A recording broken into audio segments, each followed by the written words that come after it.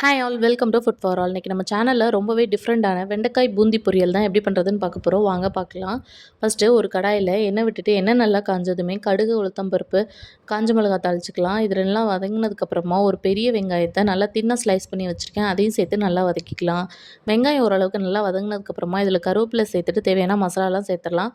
ரொம்பவே சிம்பிளான மசாலா தான். 1/4 ஸ்பூன் மஞ்சள்தூள், 1/2 ஸ்பூன் சாம்பார் தூள் இதெல்லாம் சேர்த்து ஒரு முறை பெரட்டிட்டு நம்ம ஒரு கைப்பிடி அளவு துருவின தேங்காய் சேர்த்து நல்லா வதக்கிக்கலாம். இப்படி பண்ணும்போது தேங்காய் நல்லா முருகலாக பொரியல் சாப்பிட்றதுக்கு ரொம்பவே டேஸ்ட்டாக இருக்கும். இப்போ ஒரு 1/4 கிலோ வெண்டைக்காவை நல்லா எண்ணெயில் டீப் ஃப்ரை பண்ணி எடுத்துகிட்டு வந்திருக்கேன். அதையும் சேர்த்து ஒரு முறை நல்லா கலந்துட்டு தேவையான அளவு உப்பு சேர்த்துக்கலாம். இப்போ இறக்குறதுக்கு முன்னாடி ஒரு 4-5 சொட்டு லெமன் ஜூஸ் பொழிஞ்சு விட்டுட்டு லாஸ்ட்டாக நம்ம காரா பூந்தின்னு சொல்லக்கூடிய பூந்தியை போட்டு இறக்கிட்டோன்னா வெண்டைக்காய் பூந்தி பொரியல் செம்ம டேஸ்ட்டாக ரெடி ஆயிடுச்சு. இது சாம்பார் சாதம், ரசம் சாதம் எல்லாத்துக்குமே சூப்பர் காம்பினேஷனாக இருக்கும். எப்படி இருக்குன்னு செஞ்சு பார்த்துட்டு மறக்காமல் கமெண்ட்ஸில் சொல்லுங்கள். நம்ம சேனலை மறக்காமல் சப்ஸ்கிரைப் பண்ணிக்கோங்க. இன்னொரு வீடியோவில் பார்க்கலாம். அது வரைக்கும் பாய்.